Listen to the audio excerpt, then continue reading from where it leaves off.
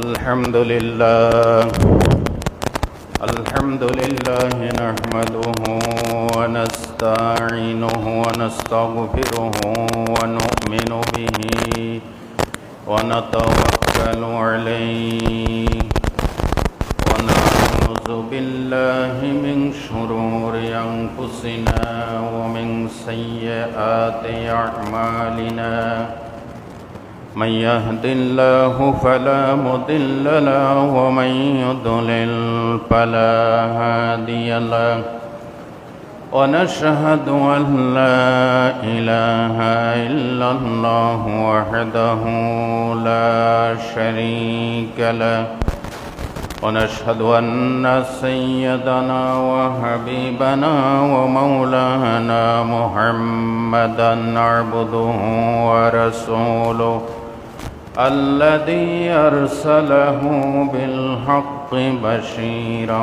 ونذيرا وداعيا إلى الله بإذنه وسراجا منيرا فقد قال الله تعالى في كلامه المجيد وفرقانه الحميد أعوذ بالله من الشيطان الرجيم بسم الله الرحمن الرحيم إن الله وملائكته يصلون على النبي يا أيها الذين آمنوا صلوا عليه وسلموا تسليما اللهم صل على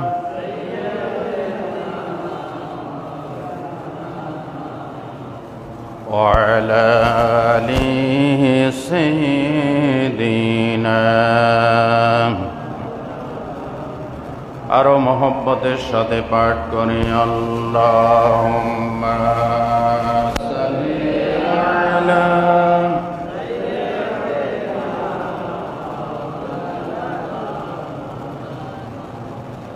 ওয়া আলা আলি সাইয়্যিদিনা নীরব মনে আমি কেঁদেই যাব দেখা যদি না দাও হে রাসূল নীরব মনে আমি কেঁদেই যাব দেখা যদি না দাও হে রাসূল মনেরই মাঝে মালা গেঁথেই যাব মনেরই মাঝে মালা গেঁথেই যাব তোমারি নামেতে হে রাসূল নীরব মনে আমি কেঁদেই যাব দেখা যদি না দাও হে রাসূল আশার মালা আমি রেখেছি গেথে আসবে তুমি একবার দরা হতে দূর করবে যত সব অন্যায় বিচার আশার মালা আমি রেখেছি গেতে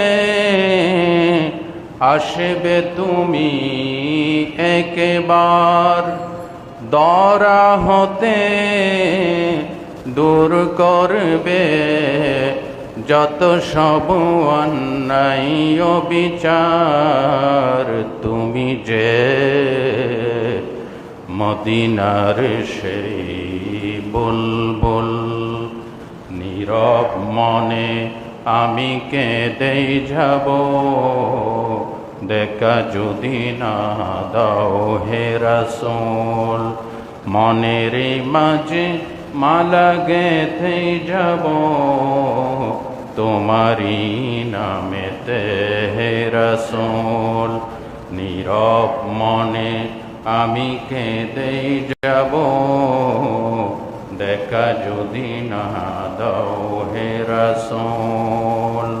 আলহামদুলিল্লাহ, সমস্ত প্রশংসার মালিককে, মহান রব আল্লাহ সুবহানাহু ওয়া তাআলার দরবারে লাখ কোটি শুকরিয়া, সালাত ও সালাম জানাচ্ছি সর্বকালের সর্বযুগের সর্বশ্রেষ্ঠ পয়গম্বর, আল্লাহর পরেই যার মর্যাদা, সৈয়দুল মুরসালিন, রাহমাতুল লিল আলামিন, আশরাফে আম্বিয়া, তাজদারে মদিনা, সরওয়ারে কায়নাত মুহাম্মদুর রাসূলুল্লাহ সাল্লাল্লাহু আলাইহি ওয়াসাল্লামের পবিত্র কদম মোবারকে লাখ কোটি দরুদ ও সালাম। সবাই বলেন আমিন।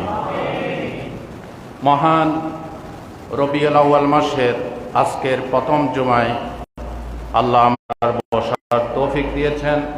পৃথিবীর সমস্ত মানুষ মিলে এই ভালোবাসা দিতে পারবো না, কিন্তু আবু তালেব জাহান্নামী হয়েছে, কারণ নবীজির উপর ঈমান আনেন নাই, নবীজির আদর্শ মানেন নাই, যার কারণে আবু তালেবের জাহান্নামের ফয়সালা হয়ে গিয়েছে। সম্মানিত ভাইয়েরা, আজকের আমার আলোচনার বিষয়বস্তু মুক্তির চিরস্থায়ী বার্তা নিয়ে এসেছেন সর্বকালের সর্বশ্রেষ্ঠ পয়গম্বর মুহাম্মদুর রাসূলুল্লাহ সাল্লাল্লাহু আলাইহি ওয়াসাল্লাম। নবীজি আসার আগে কিছু অলৌকিক ঘটনা, যেগুলিকে বলা হয় ইরহাসাত, অলৌকিক ঘটনাবলী সংঘটিত। নবীজির শুভাগমনের পবিত্র বেলাদত শরীফের নবীজির জন্মগ্রহণের 52 দিন আগের ঘটনা। মক্কা শরীফে 60,000 সৈন্য নিয়ে, হস্তি বাহিনী নিয়ে কাবা আক্রমণ, কাবায় পায়খানা করে চলে গেল।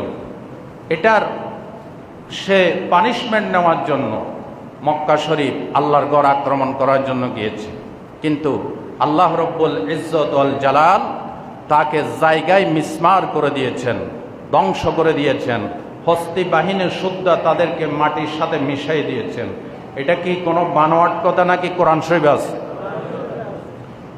আল্লাহ রব্বুল আলামিন ওয়া আরসালা আলাইহিম তায়রান আবাবিল তারমিহিম বিহিজারাতিম মিন সিজ্জিল ফাজআলাহুম কা'আসফিম মাকুল। বলেন আল্লাহু আকবার। সূরাটার নামই হচ্ছে সূরা ফিল। ফিল মানে হাতি, হাতে সূরা। আল্লাহ বলেন, নবী আপনি কি দেখেন নাই আমি হস্তি বাহিনীর সাথে কি আচরণ করেছি? অথচ নবীজি তো কোনো জন্ম নেন নাই। তার মানে মুফাসসিরিনে কেরাম লিখেছেন, ওই হস্তি বাহিনী ধ্বংসের কিছু নমুনা আল্লাহ পাক রেখে দিয়েছেন। নবীকে অঙ্গুলি সংকেত দিয়ে আল্লাহ বলছেন, ও নবী আপনি এই নমুনাগুলি দেখে আপনি কি বুঝেন না আমি তাদের সাথে কি আচরণ করেছি? এই যুদ্ধের কমান্ডার ইন চিফ ছিলেন স্বয়ং আল্লাহ। আল্লাহর ঘরের তখন মতল্লি ছিলেন নবীজির দাদা, যিনি কখনো মূর্তি পূজা করেন নাই, যিনি দ্বীনে হানিফে ইব্রাহিমের জীবন আদর্শে বিশ্বাসী ছিলেন। আব্রাহা যখন কাবা শরীফ আক্রমণ করবেন, তখন আব্রাহা আল্লাহর ঘরের মতল্লি আব্দুল মুত্তালিবের সাথে দেখা করে বলেছিলেন, তোমার কিছু লোকেরা আমি আব্দুল মুত্তালিবের কিছু উট ঘোড়া বেড়া লুণ্ঠন করে নিয়ে গেছে, এগুলি আমি ফেরত চাই। আব্রাহা বললেন, তুমি কি ধরনের আল্লাহর ঘরের মতল্লি? আমি আল্লাহর ঘর ধ্বংস করতে আসছি, তুমি আমার কাছে আল্লাহর ঘর ধ্বংস না করার জন্য অনুরোধ করবে সেটা না, তুমি তোমার উট ঘোড়া ফেরত চাচ্ছ। আব্দুল মুত্তালিব সেদিন বলেছিলেন যে আমি একা, আমার সাথে কেউ নাই, আমার লোক বল নাই, কেউ নাই, আমি আল্লাহর ঘরে গিলাপ ধরে বলে আসছি, আল্লাহ এই ঘর রক্ষা করার শক্তি আমার নাই, তোমার ঘরকে তুমি হেফাজত করো, ওট গোড়া ছাগল আমার, এগুলি আমাকে ফেরত দাও, ঘর যার এই ঘর আমি তার কাছে আমানত করছি। আরো জোরে বলেন সুবহানাল্লাহ। আল্লাহ নিজেই দায়িত্ব নিয়েছেন। কমান্ডার ইন চিফকে আল্লাহ যাকে যাকে সৈন্যবাহিনী পাঠিয়ে দিয়েছেন। ওয়ারসালা আলাইহিম তয়রান আবাবিল, ছোট্ট ছোট্ট পাখি। তাফসিরে জালালাইনে বলা হয়েছে লিকুল্লি হিজরিহি মাকতুবাতুন আলাই, প্রত্যেক পাখির পায়ে দুইটা পাথর, ঠোঁটে একটা পাথর, ছনাবোর্ডের চাইতে আরো ছোট্ট পাথর। প্রত্যেকটা পাথর ওপর স্পষ্ট লেখা ছিল, আল্লাহ লিখে দিয়েছেন এই পাথরটা দিয়ে কোন ঘোড়াটা, হাতিটা মরবে, কোন মানুষটা মরবে। কমান্ডার ইন চিফ অর্ডার করে দিয়েছেন, বম্বিং স্টার্ট করো, যুদ্ধ শুরু করো। যুদ্ধ হয়ে গেল। রেজাল্ট কি? তারমিহিম বিহিজারাতিম মিন সিজ্জিল ফাজআলাহুম কাআসফিম মাকুল।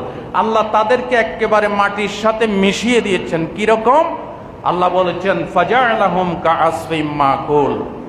ঘোড়া, ছাগলে, ভেড়ায় আম পাতা, লিচু পাতা, বরই পাতা চর্বণ করে ফেলে দিলে, আম পাতা, লিচু পাতা, বরই পাতা যেমন ফরক করা যায় না, পার্থক্য করা যায় না, ঠিক তেমনি ভাবে আক্রমণ করার পরে কোনটা হাতি কোনটা মানুষ চেনা যায় না। আল্লাহ এইভাবে মাটির সাথে সব একাকার করে দিয়েছেন। আল্লাহু আকবার। এটা নবী দুনিয়াতে আসার আগে ইঙ্গিত দিচ্ছেন আল্লাহর বিরুদ্ধে, আল্লাহর ঘরের বিরুদ্ধে, রাসূলের বিরুদ্ধে ষড়যন্ত্র করে টিকতে পারবে না। আসতেছে ন্যায়ের রাজা মুহাম্মদুর রাসূলুল্লাহ সাল্লাল্লাহু আলাইহি ওয়াসাল্লাম। নবীজির জন্মের আগেই এই অলৌকিক ঘটনা নবী করিম সাল্লাল্লাহু আলাইহি ওয়াসাল্লামের আগমনের, শুভ আগমনের বার্তা প্রদান করেছে।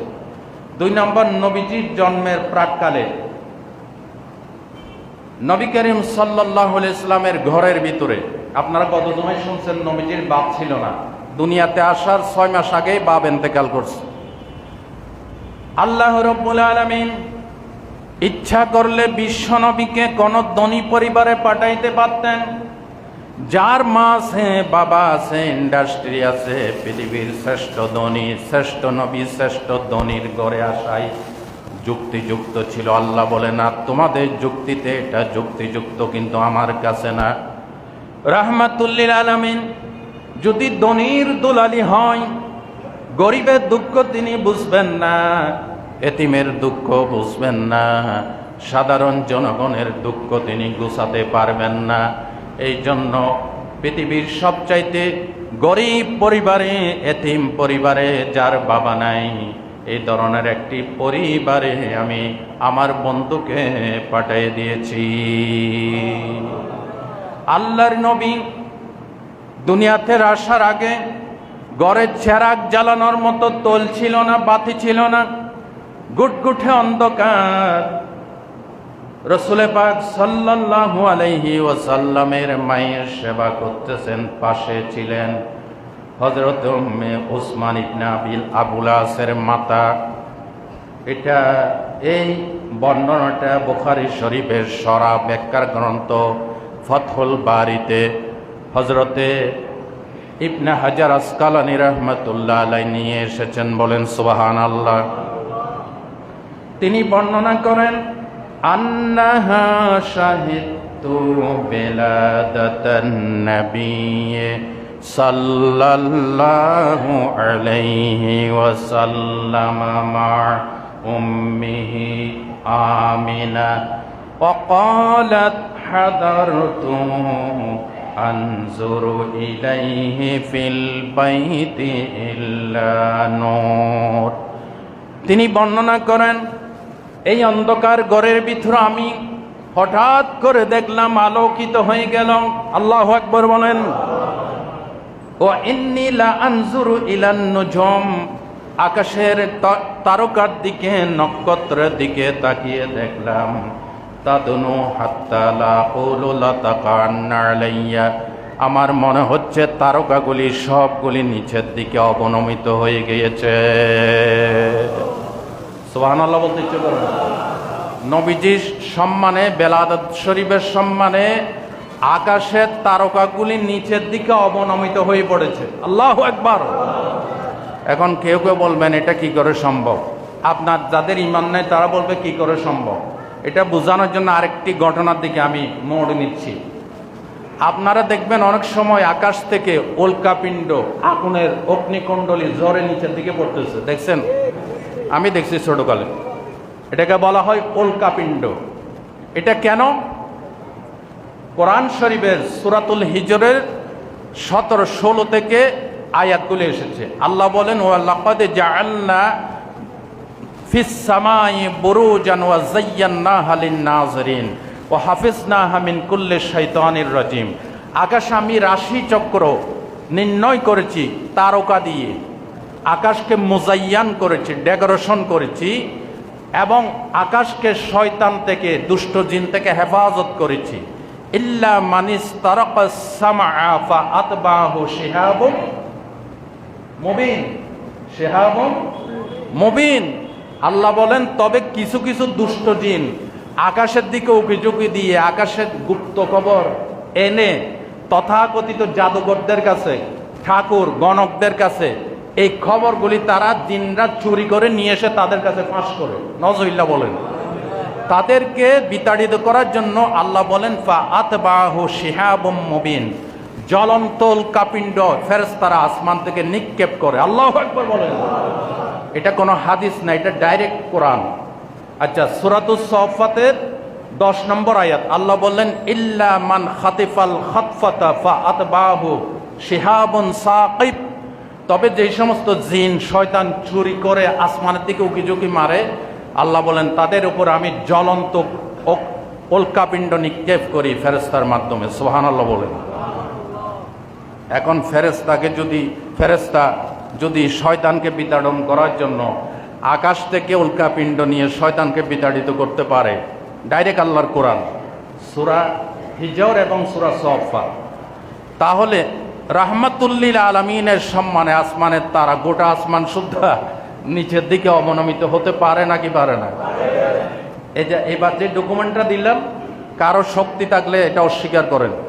বুখারী শরীফের ফাতহুল বারী 6ষ্ঠ খণ্ড, বুখারী শরীফের ব্যাখ্যা, বিশ্ববিখ্যাত হাদিস বিশারদ আল্লামা ইবনে হাজার আসকালানী রাহমাতুল্লাহি আলাইহি এই কথা লিখেছেন। গোটা পৃথিবীর এখন যত আলেম আছে, পীর বুজুর্গ আছে, সবাই পাল্লা দিলে আল্লামা ইবনে হাজার আসকালানী রাহমাতুল্লাহ আলাইহির একটা কনিষ্ঠ আঙ্গুলের নখ কেটে দিলে সমান হবে না। সুবহানাল্লাহ বলেন। আম্মাজান আমেনা বলেন, ঘরের উপর তারকাগুলি এমন ভাবে হয়েছে মনে হয় ঘরের দিকে সবগুলি নিক্ষিপ্ত হবে, ঘর আলোকিত হয়ে গেল। হযরত আমেনা হঠাৎ করে লক্ষ্য করে দেখেন কয়েকজন মহিলা তার সেবা যত্ন করে। হযরত আমেনা বলেন, তোমরা কারা? বলে, আমরা জান্নাত থেকে নার্সিং করার জন্য এসেছি। আমি মা হাওয়া, আমি ঈসা আলাইহিস সালামের মা মরিয়ম, আমি ফেরাউনের স্ত্রী বিবি আসিয়া। আল্লাহু আকবার।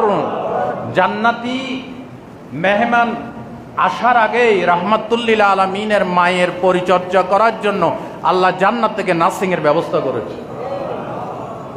এগুলি নবীর ইরশাদ, অলৌকিক ঘটনা। এর দ্বারা ইঙ্গিত বহন করে মুফাসসিরিনে কেরাম লিখেছেন, ওই যে আসমানের তারা নিচের দিকে নামতেছে, এটার দ্বারা ইঙ্গিত বহন করে পৃথিবী থেকে শিরিক এবং কুফরের অমানিসা, জুলুমাত, অন্ধকার চিরস্থায়ীভাবে দূর করার জন্য আসতেছেন মুহাম্মদুর রাসূলুল্লাহ সাল্লাল্লাহু আলাইহি ওয়াসাল্লাম। আল্লাহ রাব্বুল আলামিন বলেন, قد جاءكم من الله نور وكتاب مبين। সূরা মায়দার 15 নম্বর আয়াত। তোমাদের কাছে এসেছে আমার পক্ষ থেকে একটি নূর, আলো। নবীজি ছিলেন নবুয়তের আলো, হেদায়েতের আলো। যত জায়গায় নবী পাঠিয়েছেন আল্লাহ অন্ধকার দূর করার জন্য পাঠিয়েছেন। এটা নবীজির জন্মতত্ত্ব বলা হয় নাই। আল্লাহ বলছেন নবীজি নবুয়তের আলো, হেদায়েতের আলো এনেছেন সমাজ থেকে অন্ধকার দূর করার জন্য। তোমাদের কাছে এসেছে আমার পক্ষ থেকে একটি আলো ও কিতাবুম মুবিন, সুস্পষ্ট একটি কিতাব। বলেন সুবহানাল্লাহ। আলোর প্রদীপ নিয়ে হাতে অন্ধকার মধ্যে কাতে এলোকে আর অন্তরে, মরুভূমি উষ্ণ বালি ও নামেরি সোদা ডালি হয়েছে শীতল শান্তরে, এলোকে আরো প্রান্তরে, এলোকে আরো প্রান্তরে। মারহাবা বলেন।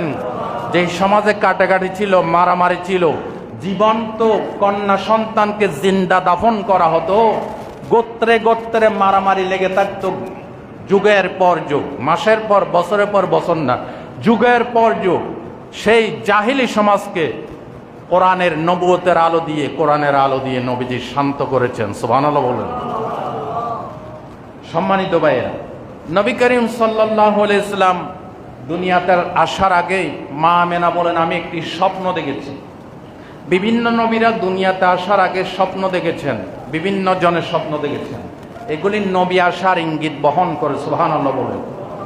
আন ইরবাদ ইবনে সারিয়া আস-সুলামি রাদিয়াল্লাহু তাআলা আনহু قال قال رسول الله صلى الله عليه وسلم إني عبد الله في أم الكتاب لا خاتم النبيين। খুব ভালো করে খেয়াল করেন। নবী বলেন যে আমি দুনিয়াতে আসার আগেও আল্লাহর কিতাবে লৌহে মাহফুজে শেষ নবী হিসেবে বিবেচিত ছিলাম। ওয়া ইন্না আদম লা মুনজাদিলুন ফি তিনাতিহি, তখনও আদম আলাইহিস সালাম এর বডি স্ট্রাকচার তৈরি করা হয় নাই। আদম আলাইহিস সালাম কাদার সাথে মিশ্রিত ছিলেন। সাউনাব্বিউকুম বিতাবিল যালিকা দাওয়াতে আবি ইব্রাহিম ও বিশারাতে ঈসা কওমাহু, আমি তোমাদেরকে এই শুভ সংবাদ দিচ্ছি, আমি আমার পিতা ইব্রাহিম আলাইহিস সালামের দোয়ার ফসল। আমাদের জাতির পিতা, মুসলিম মিল্লাতের পিতা কাবাগর নির্মাণ করে দোয়া করছেন না, রব্বানা ওয়াবআস ফীহিম রাসূলা, আল্লাহ এই মক্কা নগরীকে তাদের মধ্য থেকে একজন রসুল পাঠাও যিনি মক্কা নগরী থেকে শিরিক বেদাত দূর করবেন। জোরে বলেন সুবহানাল্লাহ। আল্লাহ রসুল বলেন আমি আমার বাবার দোয়ার ফসল। ইব্রাহিম আলাইহিস সালামকে বাপ ডাকছে, শুধু আমাদের বাপ না, নবী বলেন আমারও বাপ। সুবহানাল্লাহ বলতে ইচ্ছে করে না? বাপকে আমাদের সমাজে কিছু লোক আছে নিজের বাপেরে বাপ বলে না, মারে মা বলে না, অপর লোকদেরকে ধরে বাপ বলে, আছে না নাই? রসুল বলেন যারা নিজের পিতাকে বাপ ডাকে না, অপরকে ধরে ধরে বাপ ডাকে, তাদের জন্য জান্নাত হারাম। জান্নাত কি? এখন বাবার অভাব আছে, পীর বাবা, খাজা বাবা, ফকির বাবা, ল্যাংটা বাবা, আছে না নাই? হিন্দু ধর্ম আছে মা, সরস্বতী মা, লক্ষ্মী মা, দুর্গা মা, ওরে মা, মায়ের সিরিয়াল লাগছে। আর মুসলিম ধর্মে নিজের বাবারে বাপ ডাকে না, মায়ের মা ডাকে না, এরা নিজের মা বাবাকে বাদ দিয়ে ফির বাবা, ফকির বাবা, তমুক বাবা নিয়ে ব্যস্ত। ঠিক কিনা বলো? নিজের বাবারে মশাই কামড়ায়, মায়ের মশাই কামড়ায়, একটা মশারি কিনে দেয় না, আর মাজারে মশারি টানায়। আল্লাহর ওলি বলছে তোদের মশারি দিতে বলছে, কেন করো এগুলি? হযরত শাহজালাল রহমাতুল্লাহ হক্কানি ওলি, আব্দুল কাদের জিলানী রহমাতুল্লাহ হক্কানি ওলি, এই ওলিরা কোনোদিন বলে নাই আমার মাজারে তোমরা ডোল পিটাও, বলছে? বলে নাই। যারা করে এগুলি তাদের দোষ। ঠিক কিনা বলেন? এগুলি কইলে কও ওলি মানে না, তো তোর মতো ডোলের ভিতর দিয়ে ওলি মানতাম? ঠিক কিনা? তোর মতন নাচ গান করে গাঁজা খাইয়ে মাজারে মহিষকে পর্যন্ত নাকি গাঁজা খাওয়ায়। ওরসের আগে যে মর্যাদা করা হয় আমি নিজে দেখছি ভিডিওতে, মহিষকে আগে মদ খাওয়াই ভালো করে, তাদের উপর খুদাল্লাহ আল্লাহর গজব তাদের উপর। ঠিক কিনা বলো? আল্লাহর ওলিরা কোনোদিন এগুলি বলে নাই। তোমরা করতেছো, ওলিদেরকে তোমরা খারাপ করতেছো, আমরা ওলিদেরকে শ্রদ্ধা করি। ঠিক কিনা বলেন? ওলিদের মাজার জিয়ারত করবেন, কবর জিয়ারত করবেন, রুহু জিন্দা হবে। সুবহানাল্লাহ বলেন। সম্মানিত ভাইরা, তো কি বলতেছিলাম? নিজের বাবারে বাপ ডাকে না, ওরে বাপরে বাবা সিরিয়াল না। এমনি একজন শ্বশুর আব্বা বলছেন মহব্বত করে, তাতে কোনো সমস্যা নেই, বাপ ডাকেন, কিন্তু বাপেরে মায়েরা অবজ্ঞা করে এরপরে ফির বাবা ফকির বাবা ওইখানে যায় সিজদা, মায়ের বাবারে কোনোদিন 1 কেজি ফল কিনে দেয় না, এরপরে ফির বাবা ফকির বাবার নামে লক্ষ কোটি কোটি টাকা দিতেই থাকে। ঠিক কিনা বলেন? তোমার সবচেয়ে বড় পীর তোমার বাপ, তোমার সবচেয়ে বড় পীর তোমার মা। ঠিক কিনা বলো? আল্লাহ আমাদেরকে বুঝার তৌফিক দান করেন। রসুল বলেন, ইব্রাহিম বাবা আমারও বাপ। সুবহানাল্লাহ বলেন। এই বাপ আল্লাহ ঠিক করে দিছে। সুবহানাল্লাহ বলেন। আমি আমার বাবার দোয়ার ফসল ও বিশারাতে ঈসা কওমাহু, এবং আমার ভাই ঈসা আলাইহিস সালামের শুভ সংবাদ বাস্তবায়ন। ঈসা আলাইহিস সালাম বলেছেন, ওয়া মুবাশশিরাম বিরাসূলি ইয়াতি মিন বাদিহি ইসমুহু আহমদ। সূরাতুস সাফ। আমার পরে একজন রসুল আসতেছেন যার নাম হবে আহমদ সাল্লাল্লাহু। নবী করিম সাল্লাল্লাহু আলাইহি সাল্লাম সবার শ্রেষ্ঠ নবী। এটা একটু টাইট দিবা, খালি নামে যায়, আমার ওয়াজের ডিস্টার্ব হয়। আজকে জুমার পরে টাইট দিবা ইনশাআল্লাহ। সম্মানিত ভাইয়েরা, ঈসা আলাইহিস সালাম বড় না আমাদের নবী বড়? আমাদের তো আসছেন সবার শেষে, এই জন্য কি উনি ছোট নবী হয়ে গেল? আমাদের বাংলাদেশে বিভিন্ন অনুষ্ঠান হয়, ওয়াজ মাহফিল হয়, চিফ গেস্ট প্রধান বক্তা প্রধান অতিথি সবার আগে আসে না শেষে আসে? যেমন আগামী বুধবার 12ই রবিউল আউয়াল আমার দাওয়াত হচ্ছে শাপলা রওশন জামে মসজিদ কমিটির সভাপতি এবং খতিব আবুল কালাম সাহেব আসছে। আমি বলছি আমার একটু আগে দিয়ে দিন, বেশি রাত ওয়াজ করা আমি পছন্দ করি না। আমাদের বাংলাদেশে তো হাত্তা মাতলাইল বাস, প্রধান বক্তার ওয়াজ হচ্ছে রাত 12টা। ঠিক কিনা? আমি নীলফামারী গিয়েছি, পানিয়াল পুকুরে 17 ঘন্টা জার্নি করে নীলফামারী মাহফিল করেছি। আমাকে মাইক দিছে এশারের পরে, শীতকাল ছিল, এই ধরেন 8টায়, 8:30টার ভিতরে 10টা, 10:30, 11টায় সব কমপ্লিট। আর আমাদের দেশে প্রধান বক্তা 12টা পর্যন্ত মঞ্চে আসে না। ঠিক কিনা বলেন? এই ওয়াজের কোনো দরকার আছে? জোরে বলেন, দরকার আছে? তা আমি শাপলাতে বললাম আমাকে আগে মাইক দিবেন। না হুজুর, আপনি সবার শেষে করবেন। আল্লাহর নবী হচ্ছেন চিফ গেস্ট, প্রধান অতিথি। সমস্ত নবীরা বলেছে আসতেছে মুহাম্মদ সাল্লাল্লাহু আলাইহি ওয়াসাল্লাম, মুসা আলাইহিস সালাম, ইব্রাহিম আলাইহিস সালাম। সমস্ত নবীরা ইশারা দিয়েছেন, খোঁজ খবর দিয়েছেন আমাদের পরে চিফ গেস্ট আসতেছেন মুহাম্মাদুর রাসূলুল্লাহ সাল্লাল্লাহু। নবীজি বলেন আমার পরে, ঈসা আলাইহিস সালাম বলেন আমার পরে একজন নবী আসতেছেন। জোরে বলেন সুবহানাল্লাহ। রসুল বলেন আমি আমার ভাই ঈসার এই শুভ সংবাদের বাস্তবায়ন। ওয়া রুইয়া উম্মি, আমার মায়ের স্বপ্নের বাস্তবায়ন। আমার মা একটা স্বপ্ন দেখছিল। কি স্বপ্ন? আল্লাতী রাআত আন্নাহু খারাজা মিনহা নূর। আমি তখন মায়ের গর্ভে, আমার মা স্বপ্ন দেখেন তার ভিতর থেকে একটা আলোর ঝলকানি বেরিয়ে গেল। আদাত লাহু কুসুরু শাম, রাওয়াহু আহমদ, মুসনাদ আহমদের হাদিস। এই আলো গিয়ে ডাইরেক্ট ইরানের, তখন নাম ছিল পারস্য, এখন ইরান, এই ইরানের রাজপ্রাসাদগুলিকে আলোকিত করে ফেললো। বলেন সুবহানাল্লাহ। প্রত্যেক নবী আসার আগে একটা স্বপ্ন দেখেছে সমসাময়িক লোকেরা। যেমন মুসা আলাইহিস সালাম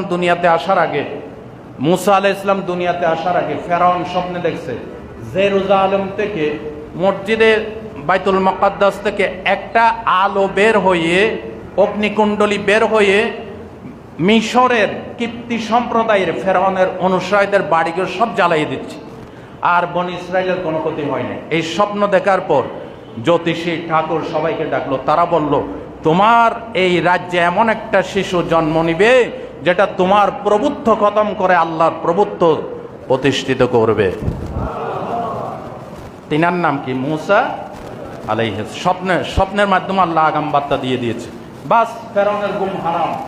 এবার মুসা টেকানোর জন্য এই স্বৈরাচার জালেম, মুসা টেকানোর জন্য মারতে মারতে, শিশু সন্তান মারতে তাফসীরে কাশফ, যেটা টাইটেল ক্লাসে মাস্টার্সে পড়ানো হয়, কামিল ক্লাসে, আল্লামা জারুল্লাহ জামাকশারি রেখেছেন যে আন্নাহু ইউকতালু 90 আলফা ওয়ালিদান, 90,000 পুত্র সন্তান হত্যা করেছে এই ফেরাউন শুধু মুসা টেকানোর জন্য। পারছে? জোরে বলেন পারছে? আল্লাহ বলে পারবা না। মুসা আলাইহিস সালাম, ফেরাউনের বডি রক্ষক ছিল মুসা আলাইহিস সালামের বাপ আজর, বডিগার্ড। একদিন তার স্ত্রীর সাথে মিলনের খুব শখ জাগছে, কিন্তু রাত্রে পাহারাদার, কেউ জাগ্রত নাই। গোপনে গোপনে স্ত্রী তার কাছে আসছে, ফেরাউনের মাতার কাছে স্বামী স্ত্রী মিলন করছে। সেই মিলনের মাধ্যমে মুসা কালিমুল্লাহ মায়ের উদরে স্থান লাভ করে। আল্লাহ বলে মুসা ঠেকাবি, তোর ঘরের ভিতর তোর মাতার কাছে মুসার জন্ম দেব আমি, সেই আল্লাহ।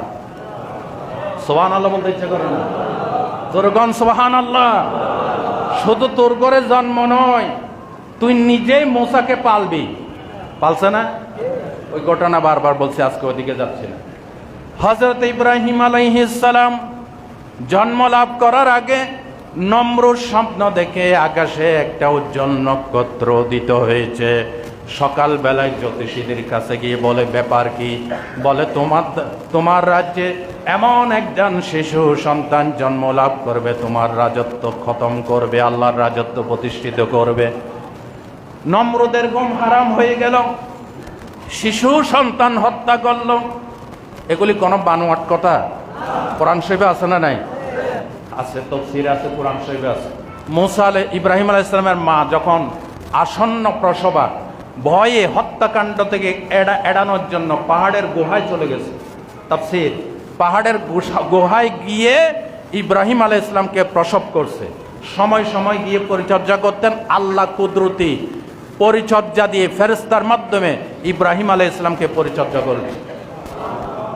এক বর্ণনায় এসেছে, ইব্রাহিম আলাইহিস সালাম আঙ্গুল চুষতেন, এক আঙ্গুল দিয়ে পানি বের হতো, এক আঙ্গুল দিয়ে দুধ বের হতো। আল্লাহ বলে, ঠেকাবি কেমনে? ইসলাম আমার হাতে। ইসলামের মেইন সুইচ কার হাতে? কার হাতে?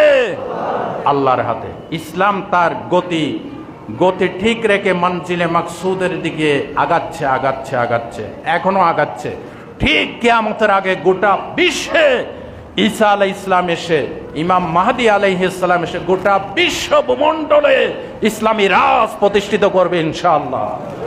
নারায়ে তাকবীর, নারায়ে তাকবীর। আমরা ইসলামী রাষ্ট্র চাই কিনা? আল্লাহর শাসন চাই কিনা?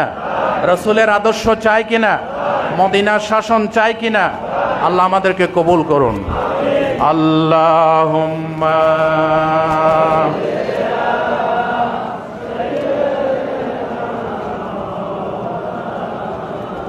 ওয়ালা আলি সাইয়্যিদিনা। নবীজি দুনিয়াতে আসার আগে আরেকটি অলৌকিক ঘটনা। নবীজি যেদিন ভূমিষ্ঠ হয়েছেন, আল্লাহু আকবার বলেন, আল্লাহর নবী যেদিন ভূমিষ্ঠ হয়েছেন, দুনিয়াতে তাশরীফ নিয়েছেন, ওই যে ইরানের কথা বললাম, পারস্যের রাজপ্রাসাদে ভূমিকম্প শুরু হয়েছে। নবীজি দুনিয়াতে আসার সাথে সাথে তার ইরানের ভূমি থরথর করে কেঁপে উঠেছে।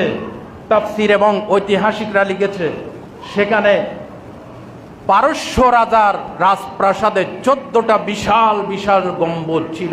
প্রত্যেকটি গম্বুজ স্বর্ণচূড়া ভেঙ্গে খান খান হয়ে গেছে। তার মানে ইঙ্গিত দিল যে কারো শাসন চলবে না, কারো অপশাসন চলবে না, স্বৈরাচারীদের স্বৈর শাসন চলবে না। সুপার পাওয়ার কেউ নয়, সুপার পাওয়ার কে? নবীজির জন্মের সাথে সাথে সেটা প্রমাণ করে। শুধু তাই নয়, পারস্যের অগ্নি উপাসকরা 1000 বছর ধরে একটা অগ্নিকুণ্ডলী জ্বালিয়ে রেখেছিল। তারা আগুন পূজা করত।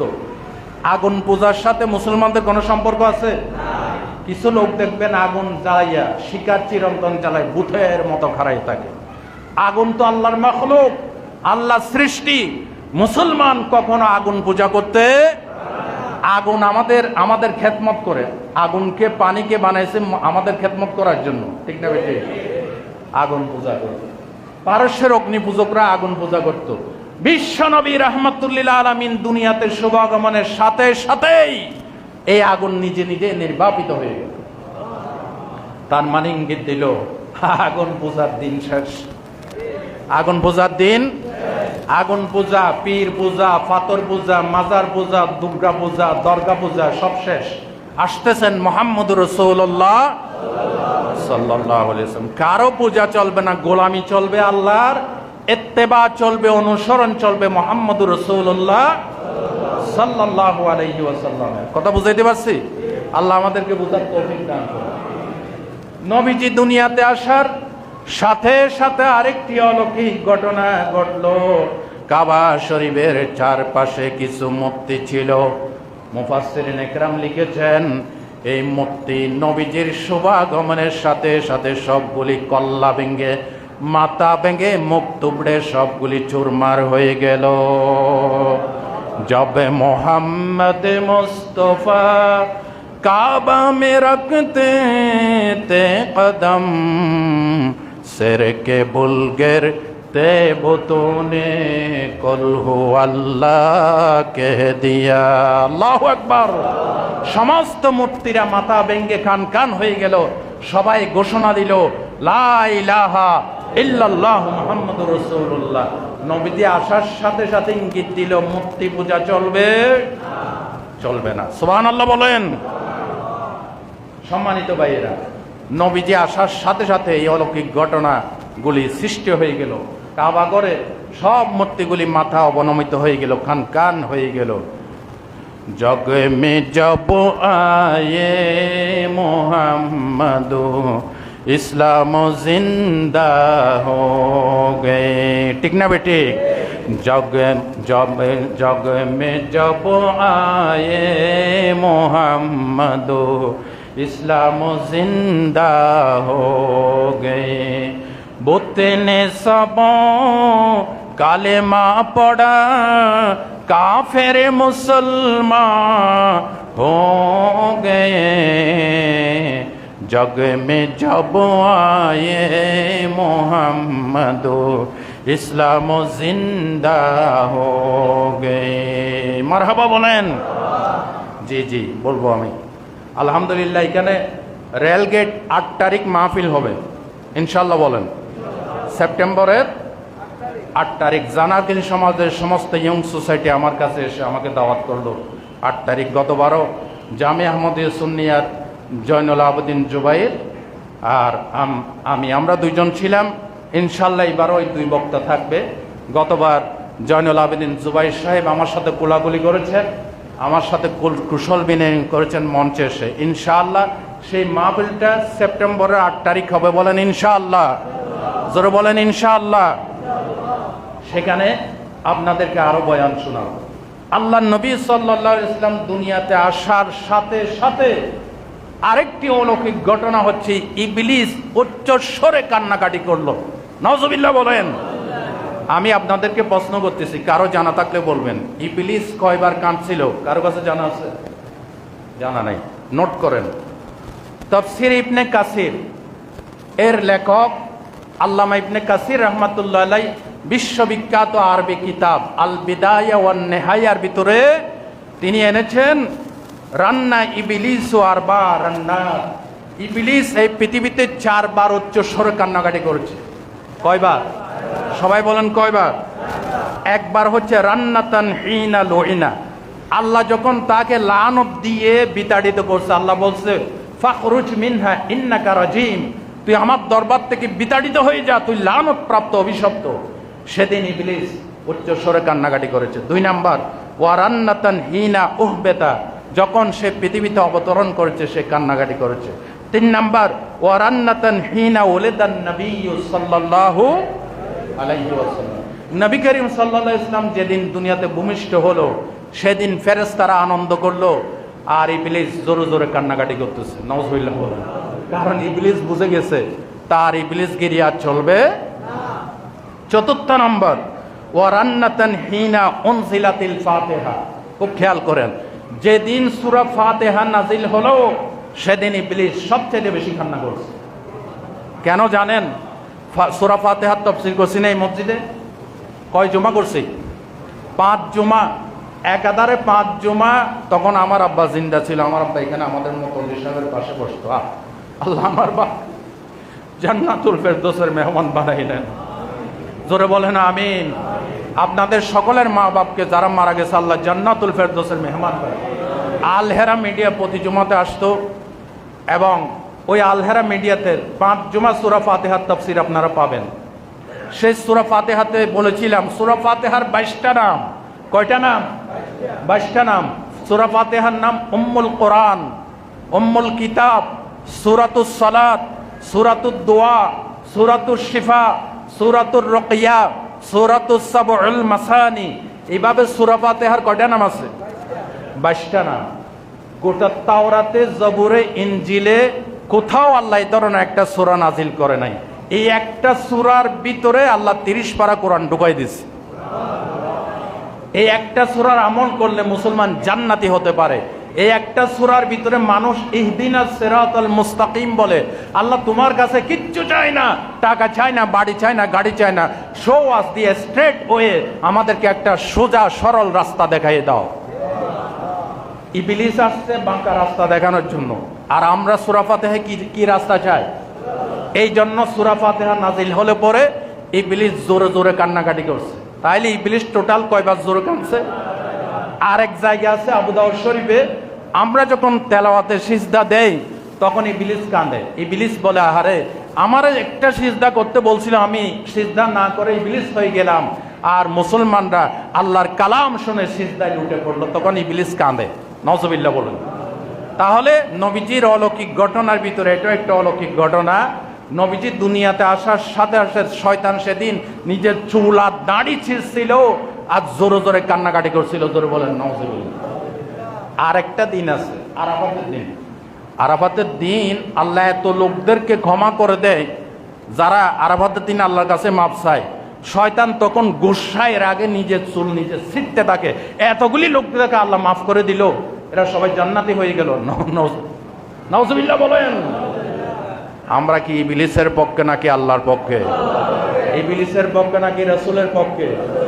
এমনি বলছেন রাসূলের পক্ষে, মসজিদ থেকে বাইর হয়ে যায় তো ইবলিসের কাম করেন সব। ঠিক কিনা বলেন?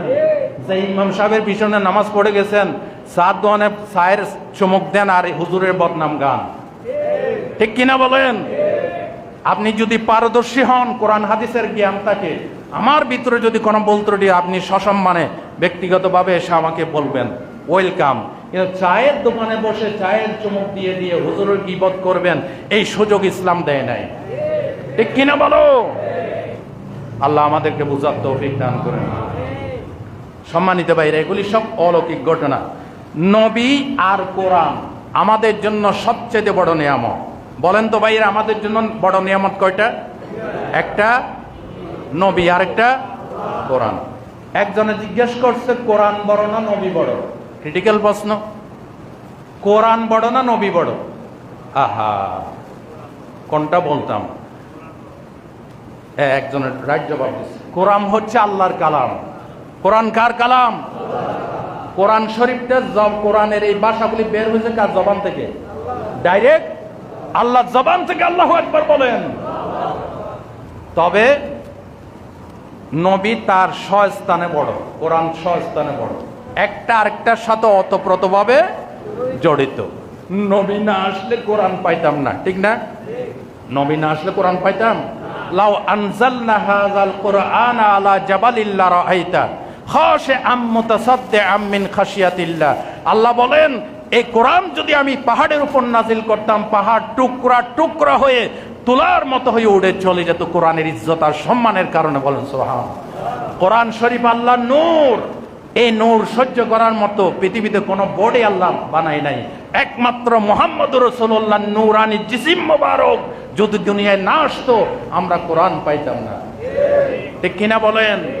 এই জন্য কোরআন কোরআনের জায়গায় বড়, নবী নবীর জায়গায়, দুইটাই আমাদের কাছে বড় নিয়ামত। আলহামদুলিল্লাহ বলেন।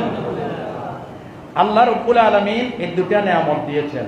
আল্লাহ বলেছেন, ইয়া আইয়ুহান নাস ক্বাদ জাআকুমুর রাসূলু বিল হাক্কি মির রাব্বিকুম, তোমাদের কাছে আমার পক্ষ থেকে একজন রাসূল এসেছে। ফাআমিনু খায়রাল লাকুম, রাসূলের উপরে যথাযথ ঈমান আনো, তোমাদের কল্যাণ হবে। কে বলেছেন? আল্লাহ বলেছেন। ওয়া ইন তাকফুরু, যদি অস্বীকার করো, জেনে রাখো ফাইন্না লিল্লাহি মা ফিস সামাওয়াতি ওয়াল আরদ, আসমান জমিনের মালিকানার সব কর্তৃত্ব কার হাতে? জেনে রাখো তিনি কারো মুখাপেক্ষী নন। তবে রসুলের ইত্তেবা করলে, ঈমান আনলে তোমাদের লাভ, আল্লাহ বলেছেন। সম্মানিত ভাইরা, এই 12ই রবিউল আউয়াল আমরা 12ই রবিউল আউয়াল গোটা করে যশ্নে জুলুস করে এটা পালন করি, কিন্তু 12ই রবিউল আউয়াল হচ্ছে সবচাইতে দুর্বল ডেট। আপনি তাফসীর করলেন, হাদিস করলেন, নবীজির বেলাদতের ব্যাপারে একাধিক ডেট আছে, তবে মাসের ব্যাপারে সবাই একমত। মাসটা ছিল রবিউল আউয়াল। আর দিনের বেলায় সবাই একমত, দিনটা ছিল সোমবার, যার কারণে রাসূল বলেন আমি প্রত্যেক সোমবারে রোজা রেখে আমার বেলাদত শরীফের শুকরিয়া আদায় করতাম। সহিহ মুসলিমের হাদিস আমি নোট করে নিয়ে এসেছি। হযরত আবু কাতাদা হাদিসটা রিওয়ায়াত করেছেন। সুইলা রাসূলুল্লাহ সাল্লাল্লাহু আলাইহি ওয়াসাল্লাম আন সাওমি ইয়াউমিল ইসনাইন, নবীকে জিজ্ঞাসা করা হয়েছে আপনি প্রত্যেক সোমবারে রোজা রাখেন, কারণটা কি? নবী কিন্তু কাউকে কিছু বলে নাই, কাউকে কিছু।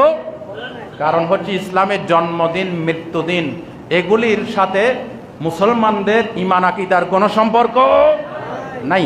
নবী কাউকে বলে নাই নীরবে সোমবারে রোজা রাখতেন। সুয়েলা জিজ্ঞাসা করা হলে পরে নবী বললেন ফিহি উলিদতু, সোমবার এমন একটা দিন আমি সোমবারে জন্ম লাভ করেছি।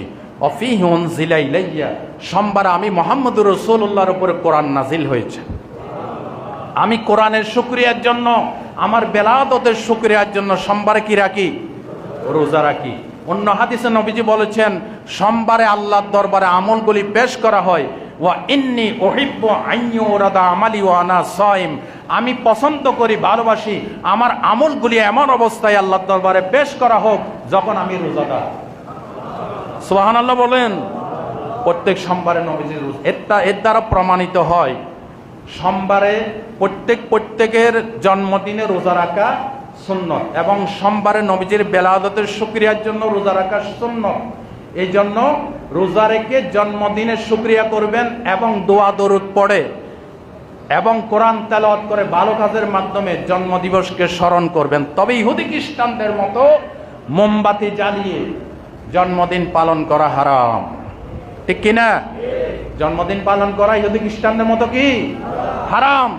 সম্মানিত ভাইরা, তা আমি কি বুঝাইলাম? নবী করিম সাল্লাল্লাহু আলাইহি ওয়াসাল্লামের জন্মের ব্যাপারে, বারের ব্যাপারে কোনো সন্দেহ নাই, মাসের ব্যাপারেও কোনো সন্দেহ নাই, কিন্তু তারিখের ব্যাপারে একাধিক তারিখ আছে। যারা বেরলভী সম্প্রদায়ের লোক, তাদের আলা হযরত আহমদ খান ফাজলে বেরলভী, ওনার একটা কিতাব আছে নকল নবী সাল্লাল্লাহু আলাইহি ওয়াসাল্লাম। এই কিতাবের ভিতরে তিনি বলেছেন 12 তারিখের বর্ণনা সবচাইতে দুর্বল। সুবহানাল্লাহ বলেন।